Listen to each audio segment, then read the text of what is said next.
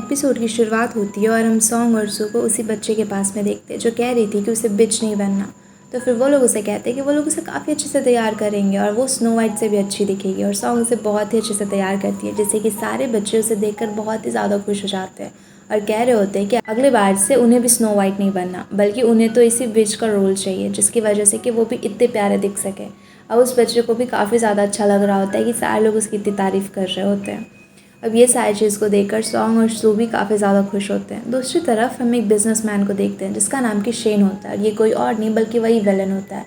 दरअसल ये खुद भी एक बहुत ही बड़ा बिजनेसमैन था और ये सॉन्ग की कंपनी को हथियाना चाह रहा होता है, और इसीलिए उसने मिस्टर सॉन्ग को भी शायद कुछ उनके साथ भी कुछ गलत किया, जिसकी वजह से उनकी तबीयत इतनी ज़्यादा बिगड़ गई और वो हॉस्पिटल में थे और अभी ये सॉन्ग के पीछे भी पड़ चुका था। यहाँ पर एक आदमी आकर से सॉन्ग के बारे में बताता है कि वो अभी एक ऑर्फनेज में गई हुई है और उसकी सारी डिटेल्स इसे देता है। यहाँ पर शेन इन सारी बातों को बहुत ही गौर से सुनता है। दूसरी तरफ अब हम शाम को सॉन्ग और सू को घर पर देखते हैं, जिसपे कि सॉन्ग सू से ये सवाल कर रही होती है कि एसेट क्या होता है और लाइबिलिटी क्या होती है, इसके बारे में मुझे अच्छे से समझा और कंपनी पे किस तरीके से इफ़ेक्ट पड़ता है। अब शो उसको सारी चीज़ें बहुत ही अच्छे तरीके से समझा रहा होता है, जिसमें जब वो ये कहती है कि लाइबिलिटी क्या है तो वो कहता है कि तुम खुद ही हो, जिससे कि सॉन्ग को काफ़ी ज़्यादा गुस्सा आता है कि सू फिर से उसकी बेइज्जती कर रहा है और वो गुस्से में वहाँ से सोने के लिए चली जाती है। लेकिन रात को उसका एसी काम नहीं कर रहा होता है, इसलिए वो सोफ़े पर आकर ही सो जाती है। सुबह जब सू उठ कर आता है तो देखता है कि वो सोफ़े पे सो रही है, तो वो उसे ब्लैंकेट उठाता है और उसके लिए अच्छा सा टेस्टी सा खाना भी बनाता है। अभी सॉन्ग तो बहुत ही लेट उठी थी, पर फिर भी वो काफ़ी चिल होकर घूम रही थी और कहती है कि मैं तो आराम से ही पहुँच जाऊँगी, ऑफिस जाने में थोड़ी टाइम लगेगा, गाड़ी से तो तुरंत ही पहुँच जाऊँगी। जिस पे कि शू से कहता है कि मैं तुम्हें वहाँ तक लिफ्ट नहीं देने वाला, इसलिए तुम्हें बस से जाना पड़ेगा। अब ये सुन के तो बेचारी सॉन्ग की हालत ही ख़राब हो जाती है। वो जल्दी जल्दी तैयार होती है और बस चढ़ने के लिए जाती है, लेकिन वो फ़र्स्ट टाइम बस से कहीं पे ट्रैवल कर रही थी, इसलिए उसे तो बिल्कुल भी बस में चढ़ना ही नहीं हो पा रहा था और इतनी ज़्यादा भीड़ में तो वो गलत ही बस पर चढ़ जाती है और काफ़ी लेट ऑफिस पे पहुंचती है। और अब यहाँ पर आज ही से सू ने एक नया रूल बनाया था, जो भी लेट आएंगे उन सारे लोगों को वहाँ पे साइड में खड़े रहना होगा और उनकी पिक्चर लेके पोस्ट करा जाएगा कि ये आज लेट आए थे। अब यहाँ पर सारे लोग कहते हैं कि सॉन्ग को तो खड़ा नहीं रहना पड़ेगा, पर शू कहता है कि उसे भी खड़ा रहना पड़ेगा। यहाँ पे सॉन्ग को बहुत बुरा लग रहा होता है, पर फिर भी वो खड़े होने के लिए जाती है और यहाँ पर उसका असिस्टेंट जेंग हाउस की तस्वीर निकाल रहा होता है। यहाँ पर शू को काफ़ी ज़्यादा ह्यूमिलिएटेड फील हो रहा था। तभी यहाँ पर ईनान आ जाता है और वो जब सॉन्ग को इस तरीके से खड़ा देखता है तो उसे काफ़ी गुस्सा आता है। वो सॉन्ग से कहता है कि तुम्हें ये करने की कोई भी ज़रूरत नहीं है, तुम यहाँ पे हेड हो, तुम सबकी बॉस हो, तुम्हें ये सब कुछ बिल्कुल भी करना नहीं चाहिए। वो वहीं पर तुरंत सू के ऑफिस में भी जाता है और सू पे काफ़ी ज़्यादा गुस्सा भी करता है और कहता है कि तुम सॉन्ग के साथ में ऐसा कैसे कर सकते हो, बॉस की इज्जत रहेगी ही नहीं तो कैसे काम कर पाएगी, वो सारे लोग उसे इस तरीके से इंसल्ट करेंगे तो वो कुछ भी नहीं कर पाएगी। वो यहाँ पे सबकी हेड है तो उसे तुम्हें उस पोजीशन पे रखना चाहिए ना। यहाँ पे शूज़ की बातों का कुछ ज़्यादा रिप्लाई नहीं देता और ईनान से कहता है कि अगर वो अपने काम पे ज़्यादा फोकस करे तो उसके लिए भी बेहतर होगा। अब ईनान भी वहाँ से गुस्से में चला जाता है। दूसरी तरफ अब शू अपने असिस्टेंट को बुलाता है और फिर वहाँ पर चेंग से पूछ रहा होता है कि सॉन्ग कहाँ गई है, जिस पे कि वो बताती है कि सॉन्ग तो अभी एक मॉल में गई है। वो वहाँ पे कुछ पिक्चर्स वगैरह क्लिक कर रही थी क्योंकि उनका नेक्स्ट प्रोजेक्ट अभी मॉल का ही था। वो लोग एक बहुत ही बड़ा सा मॉल बनाने वाले थे, तो वो मॉल में अच्छे से जाकर उसके बारे में कुछ पता कर रही होती है। तभी हम देखते हैं कि वहाँ पर एक आदमी आता है जो कि जैसे ही सॉन्ग को देखता है तो समझ आता है कि वो किसी अच्छे फैमिली से है और वो वहाँ पे एक स्कैमर होता है, इसलिए वो जानबूझकर वहाँ पे सॉन्ग से टकरा जाता है और उसके पास में एक जेड की ब्रेसलेट जैसा कुछ होता है, वो उसको तोड़ देता है और कहता है कि ये सब कुछ सॉन्ग की वजह से हुई है, इसलिए अभी सॉन्ग को इसके लिए पूरा पेमेंट करना पड़ेगा। पर सॉन्ग वहाँ पे कहती है कि उसने कुछ भी गलत नहीं किया तो वो पे नहीं करेगी।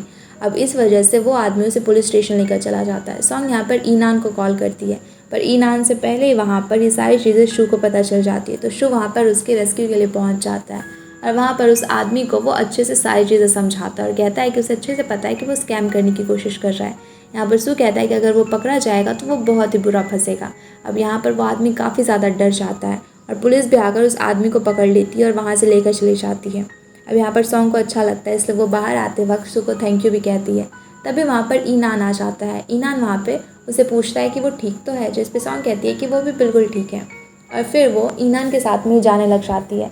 यहाँ शू को बुरा भी लग रहा होता है कि वो उसे छोड़कर अभी ईनान के साथ में जा रही है, पर वो कुछ भी नहीं कहता। अभी ईनान, सॉन्ग और नुआन ये तीनों ईनान के घर पे होते हैं, जहाँ की ईनान इन दोनों के लिए खाना बनाता है और दोनों को सर्व भी करता है। पर वो यहाँ पर सबसे अच्छे से सॉन्ग की केयर कर रहा था, जिससे नुआन को थोड़ा बुरा भी लग रहा होता है, पर वो वहाँ पर कुछ भी नहीं कहती। यहाँ पर ईनान बहुत ही अच्छे से सॉन्ग को खाना खिलाता है, उससे बातें करता है और ये लोग यहाँ पर कुछ क्वालिटी टाइम स्पेंड करते हैं।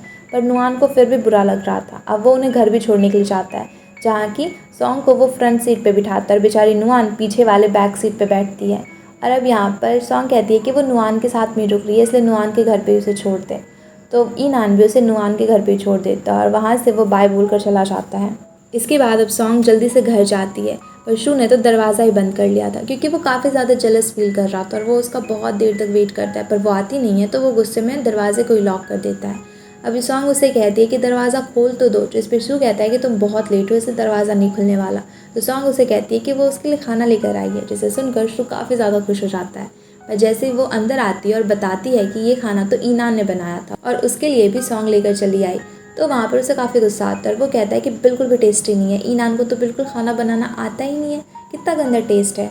और वो वहाँ पे खाने को डस्टबिन में फेंक देता है और गुस्से में वहाँ से चला जाता है। पर सॉन्ग उसकी बातों पे ज़्यादा ध्यान नहीं देती और वो अभी भी खाने को ही इंजॉय कर रही होती है। उसके बाद वो अपना वेट देखने के लिए जाती है, तो यहाँ पर सू काफ़ी हंसने लगता है और कहता है कि तुम रात में इतना ज़्यादा खाना खाओगी तो पक्का ये वेट बढ़ेगा ना, जिस पे वो कहती है कि उसे अभी अपना वेट कम करना है। तो शू कहता है कि ठीक है, चलो मेरे साथ अभी कुछ दूर हम लोग भाग के आते हैं, जिस पे कि वो दोनों एक साथ रनिंग के लिए जाते हैं। पर वहाँ पे तो सॉन्ग से तो इतना ज़्यादा रन हो ही नहीं रहा था, वो काफ़ी ज़्यादा थक जाती है, पर शू उसे दौड़ा दौड़ा कर उसकी हालत ख़राब कर देता है। यहाँ पर सॉन्ग भी काफ़ी ज़्यादा चालाकी कर रही होती है और वो शू से कहती है कि वो दौड़ रही है, लेकिन थोड़ी देर के बाद शू जब उसका हाथ पे लगे हुए वॉच को चेक करता है तो उसमें स्टेप्स काफ़ी कम थे। इससे उसे पता चल जाता है कि वो कुछ भी यहाँ पर थोड़ी देर भी एक्सरसाइज नहीं कर रही थी, बल्कि बैठ के टाइम पास कर रही थी, जिससे कि वो पकड़ी जाती है। फिर घर आने के बाद में उसका पैर काफ़ी ज़्यादा दुख रहा था, जिस पे वो कहती है कि काश वो मसाज यहाँ पर करवा पाती, जिस पे कि सॉन्ग कहता है कि अब तुम्हारे मसाज के लिए वो थोड़ी कुछ करेगा। पर अगले दिन वो उसके लिए वो मसाजिंग चेयर भी ला देता है, जिससे कि सॉन्ग काफ़ी ज़्यादा खुश हो जाती है।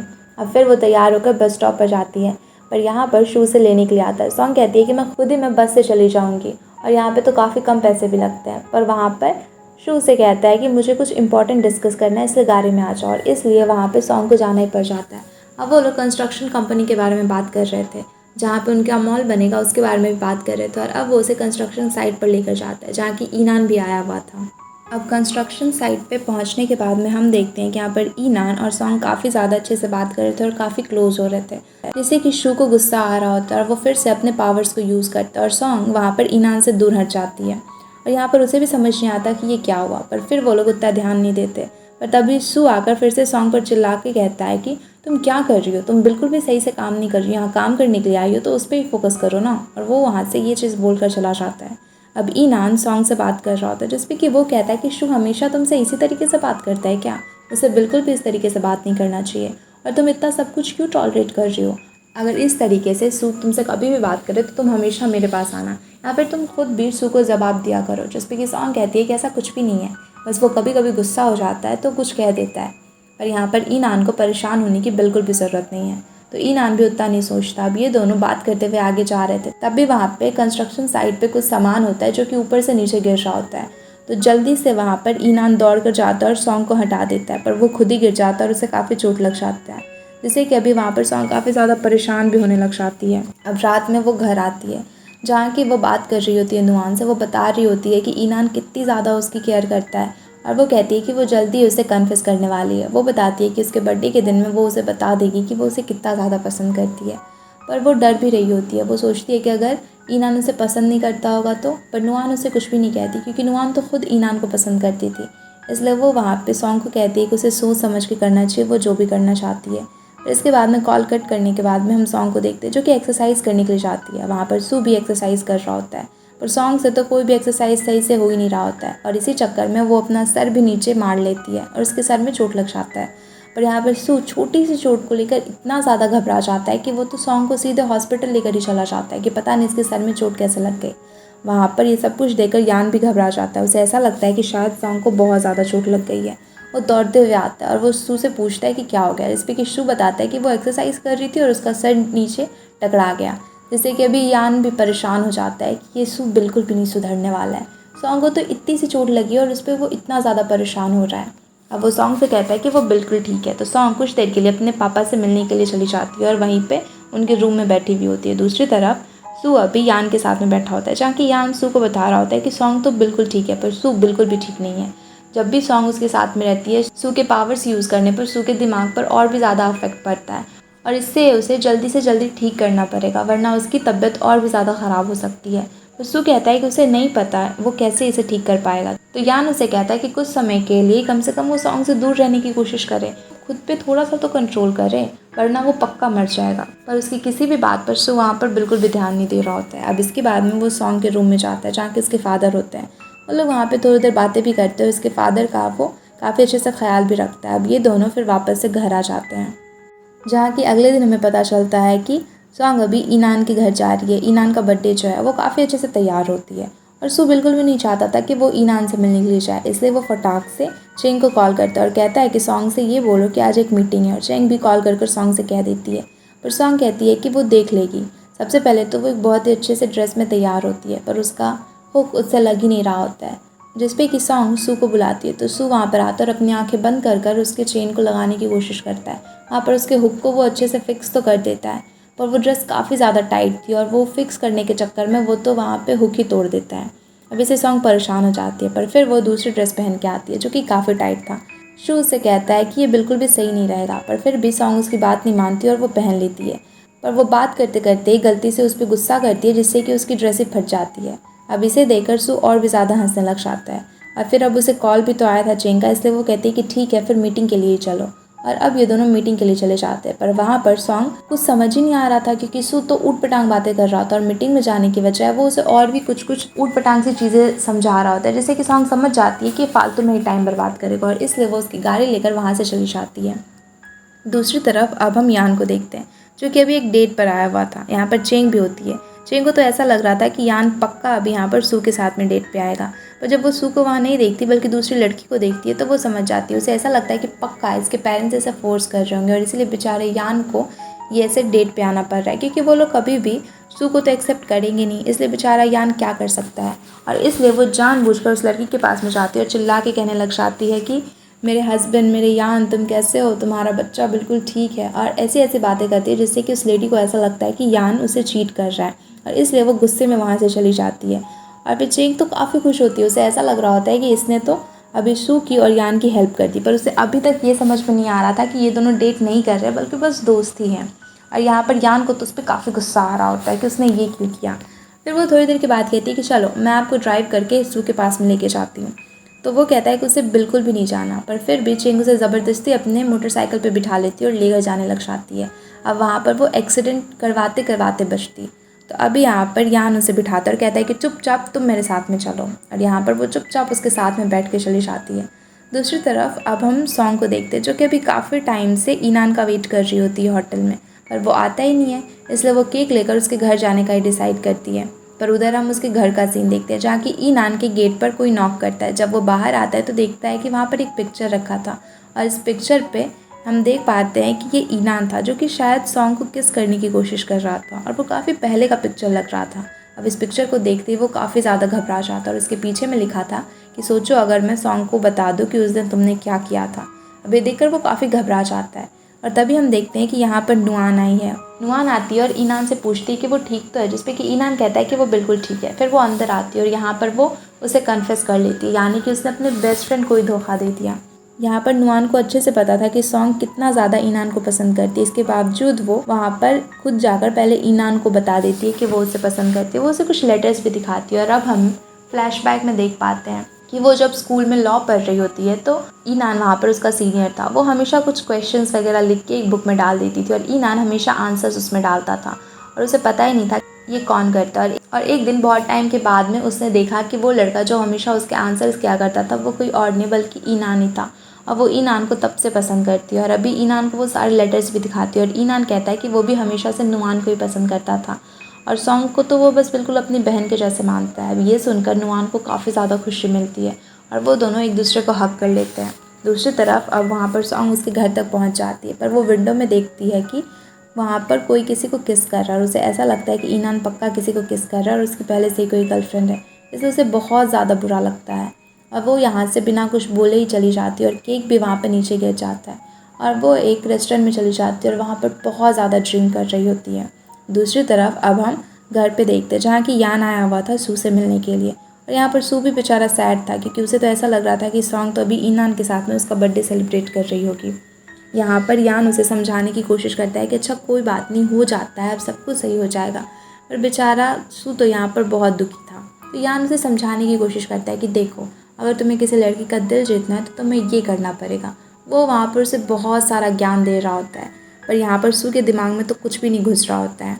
तभी अचानक से उसे कॉल आता है और उसे पता चलता है कि सॉन्ग किसी रेस्टोरेंट में और उसने बहुत ज़्यादा ड्रिंक कर रखा हुआ है, और इसलिए वो यान को छोड़कर ही तुरंत वहाँ पे सॉन्ग के पास में पहुँचता है। सॉन्ग वहाँ पर काफ़ी ज़्यादा ड्रंक थी और वो अजीब अजीब सी हरकतें कर रही थी। शू उसे वहाँ पे संभालता है और उसे घर लेकर आने के लिए कहता है, पर तभी वहाँ पर वो सू को ही किस कर देती है। और वो यहाँ पर कह रही होती है कि ईनान, मैंने बिल्कुल भी ऐसा नहीं सोचा था, तुम्हारी तो पहले से ही गर्लफ्रेंड थी, तो मुझे बता देते ना, जब गर्लफ्रेंड थी तो इतने अच्छे से मुझे ट्रीट क्यों करते थे।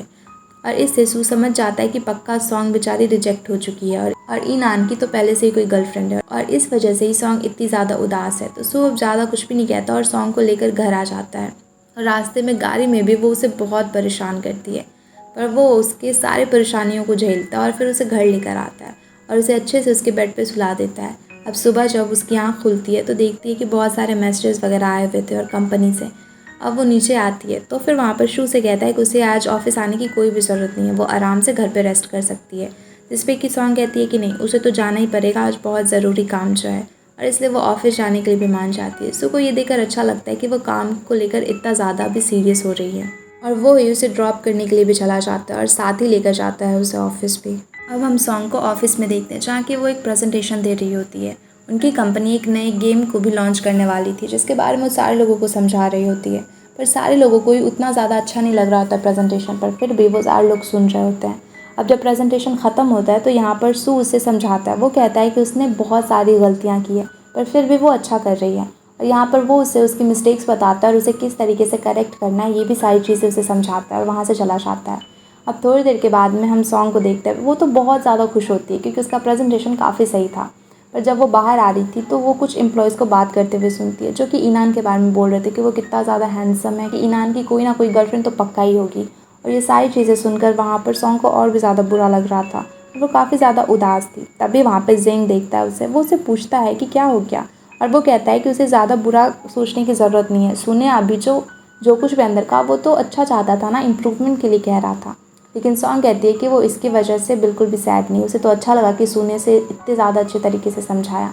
सू भी यहाँ पर सॉन्ग को नोटिस कर रहा था और फिर वो तभी चेंग को कॉल करता है और कहता है कि एक काम करो, सॉन्ग को बोलो कि हमें एक अम्यूज़मेंट पार्क में जाना पड़ेगा क्योंकि मॉल बनाना है और वहीं हमें कुछ गेम्स भी डिज़ाइन करना है, तो शायद उससे हमें कुछ और आइडियाज़ मिले। और यहाँ पर अभी सॉन्ग को सू के साथ में जाना ही पड़ जाता है। यहाँ पर सू उसे उसका मूड सही करने के लिए लेकर आया था, पर सॉन्ग को अभी भी बिल्कुल भी अच्छा नहीं लग रहा था। पर सू उससे हर एक चीज़ पे अलग अलग चीज़ें समझाने लग जाता है कि देखो यहाँ पर ये चीज़ का प्रॉफिट होगा, अगर ये करते तो कंपनी के लिए ऐसा होगा वैसा होगा। वो चाहता तो था बस उसके साथ में टाइम स्पेंड करना और उसका मूड ठीक करना, पर वहाँ पर सॉन्ग नहीं मानती, इसलिए वो उसे कंपनी के बहुत अजीबोगरीब सी चीज़ें से समझाने लग जाता है कि किस तरीके से काम करना चाहिए, नहीं करना चाहिए। इसलिए बेचारी सॉन्ग को भी अभी उसके साथ में जाना ही पड़ जाता है। वहाँ पर पहले तो वो काफ़ी ज़्यादा उदास थी, पर तभी वहाँ पर वो एक लिमिटेड एडिशन का गेम देखती है और कुछ टॉयज़ होते हैं जिसे कि वो चाहिए था, वो बिल्कुल उसे लेना चाहती थी, पर वो बार बार कोशिश करके भी नहीं जीत पा रही थी। पर यहाँ पर वो दोनों मिलके अभी पूरा का पूरा डब्बा ही खाली कर देते हैं और लास्ट में उन सारे कलेक्शन को वो कलेक्ट कर लेती है और वो बहुत ज़्यादा खुश हो जाती है। यहाँ पर सॉन्ग खुश होती है फाइनली, और अब वो इंजॉय भी कर रही होती है। सू को ये सब कुछ देखकर काफ़ी ज़्यादा अच्छा लग रहा होता है। दूसरी तरफ अब हम ईनान को देखते हैं जो कि मिस्टर ली, जो कि अभी सॉन्ग की कंपनी के बहुत ही ऊपर के पोस्ट के इन्वेस्टर थे और काफ़ी अच्छी पोस्ट भी होल्ड करते थे कंपनी में, उनके साथ में बैठा था। और यहाँ पर उन दोनों की बातों से हम समझ पाते हैं कि वो लोग इस कंपनी का कुछ खास अच्छा नहीं चाहते हैं। और यहाँ पर हमें ईनान को भी देख पाते हैं और हम समझ पाते हैं कि ईनान उतना भी ज़्यादा सही नहीं है जितना ज़्यादा अच्छा वो बनने की कोशिश करता है, और उसका पक्का यहाँ पर कुछ ना कुछ तो वो घपला करने वाला है कंपनी में। और वो सॉन्ग के सामने में इतना अच्छा बनता है, पर दूसरी तरफ वो सॉन्ग के साथ में ही गलत कर रहा होता है। वो किसी तरीके से सू को कंपनी से हटाने की कोशिश कर रहा था और भी न जाने क्या क्या, और ये सब कुछ में उसकी कंपनी के जो मेन सबसे बड़े पोस्ट को होल्ड करते थे मिस्टर ली, वो भी उसकी हेल्प कर रहे थे और ये दोनों मिलके ही प्लान कर रहे होते हैं। दूसरी तरफ अम्यूज़मेंट पार्क में अभी सॉन्ग और सू काफ़ी ज़्यादा इंजॉय कर रहे होते हैं। सॉन्ग सारे अलग अलग बड़े बड़े जितने भी झूले वहाँ पे होते हैं सारे पे चढ़ती है, और सू को भी बेचारे को उसके पीछे पीछे जाना पड़ जाता है, पर वो उन सारे राइड से काफ़ी ज़्यादा डरता है। उसकी तो हालत ही ख़राब हो जाती है, पर सॉन्ग तो बहुत ज़्यादा इंजॉय करती है।